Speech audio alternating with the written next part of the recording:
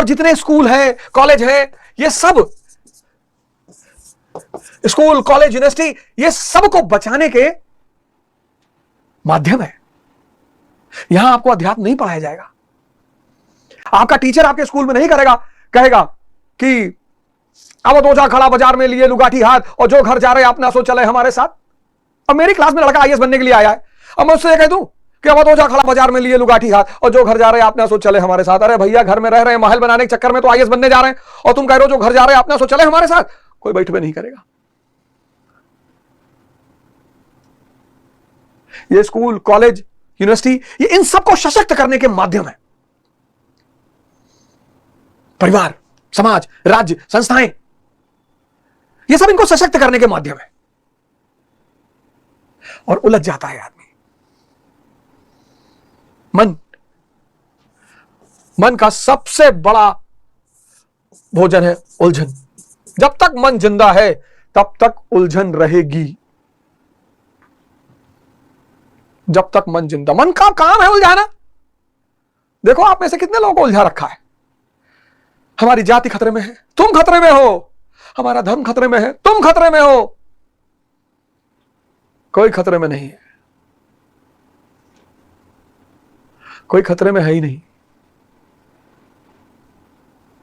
और जो उलझन से बाहर निकल आया, सारा जीवन उसके सामने खुला पड़ा हुआ है। ये सब मानव ने बनाया, सब। अब इस व्यवस्था में सिवाय परेशानी का कुछ है ही नहीं, क्योंकि ये सब तो मानव निर्मित है। खेल तमाशा है, नाटक है, सिनेमा है, अदाकारी है। भाई, भारत में मानव जीवन की शुरुआत 5 लाख साल पहले, 5 लाख बीसी के पहले माना जाती है। 5 लाख बीसी, पैलेलिथिक एज। उससे पहले कौन कहां था? बिरजू, गणेश, अवध ओझा, सलमान, सुलेमान, ये सब नाटक है, लेकिन व्यवस्था के लिए है। इसमें प्रहार मत करिएगा। जब आप समझने लगिए तो चीजों का सम्मान करिए। सब व्यवस्था रखने के लिए है। कुछ लोग जानते, थोड़ा सा पढ़ लेते, कहते अरे शादी विवाह, परिवार क्या होता है? सब बहुत बड़ी संस्था है परिवार। ये राज्य की जिम्मेदारी है इन सबको बचाए रखने के लिए। परिवार पर, समाज पर हमला करोगे, राज्य सामने आके खड़ा हो जाएगा और कोई ना कोई चार्ज लगा देगा आपके ऊपर। तो ये सब व्यवस्था है। इसलिए अध्यात्म की तरफ आमतौर पर वो लोग आए जिनको किसी ना किसी घटना से वैराग्य पैदा हुआ। सब अध्यात्म की तरफ नहीं आते। बहुत रेयर केस में कोई आदमी अपने आप अध्यात्म की तरफ चला आता है। वैराग्य मतलब जीवन में कुछ ऐसी घटनाएं घटी कि सपना दिखाई पड़ गया। तुलसीदास जी इतना कामातुर है, सभी होते हैं। कौन है जिसको काम परेशान नहीं करता? सबको करता है। ऊर्जा है, शक्ति है, और अगर वो समझ में नहीं आएगी तो मार डालेगी आपको। और आज तो बहुत बुरी स्थिति हो गई है। आज तो इतनी बुरी स्थिति हो गई है कि काम पर तो मैं उस पर एक अलग क्लास लेने वाला हूं। बहुत जरूरी हो गया है, बहुत जरूरी हो गया है। काम के संबंध में जो आज जानकारियां चारों तरफ फैलाई जा रही, बहुत ही भ्रामक है और आपका विनाश कर देंगी। और बहुत अच्छे अच्छे मंचों से कहा जा रहा है बातों को, और आपका विनाश कर देंगी, मिटा देंगी, आपको खत्म कर देंगी। पश्चिम की भावदशा अलग है और पूरब की भावदशा अलग है। वहां की स्त्री नंगे घूमेगी, कोई फर्क नहीं पड़ेगा, क्योंकि वो भौतिकवाद के चरम उत्कर्ष पर है। सब भोग चुके हैं, सब संतुष्ट हो चुके हैं। यहां अगर स्त्री नंगे घूमेगी तब गड़बड़ हो जाएगी। भूखे लोग हैं।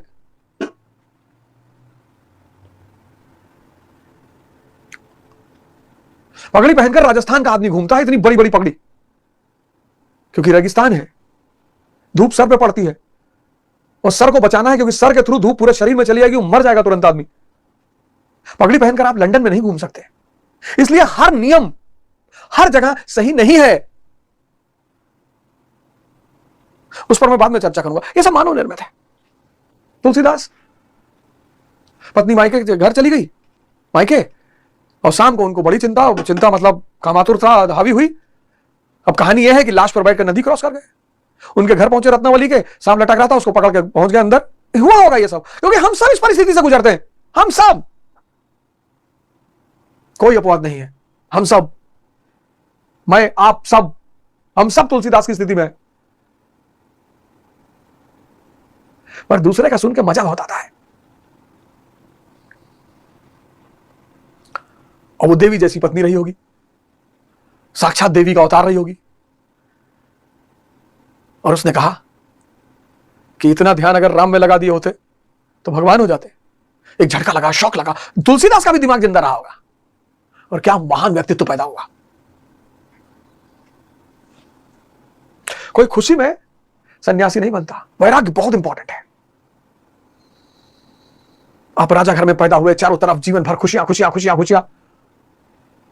हाँ, हो सकता है कभी कभी जाके किसी संत का प्रवचन सुन लो, पर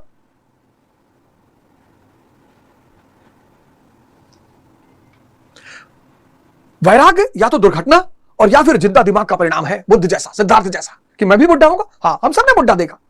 मैं भी बीमार होऊंगा, हाँ, मैं भी मरूंगा, हाँ। सॉल्यूशन क्या है? अब बचपन से स्कूल, कॉलेज, यूनिवर्सिटी, परिवार, ये सब इसके प्रति डिवोशन सिखाते हैं।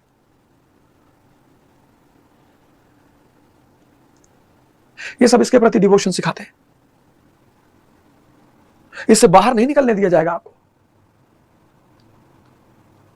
तब कबीरदास जी ने कहा कि कामी, क्रोधी, लालची, इनसे भक्ति ना होए, और भक्ति करे कोई सूरमा, भोपाली नहीं, भक्ति करे कोई सूरमा, जाति वरण कुल खोए।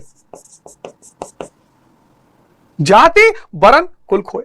इससे बाहर निकल पाना, बचपन से लेकर जवानी तक सारी संस्थाएं आपको इसके प्रति डिवोशन सिखाती हैं। भैया, परिवार, भगवान नाराज हो जाइए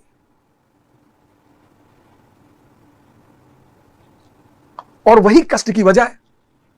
उससे बाहर निकलना बहुत चुनौतीपूर्ण है।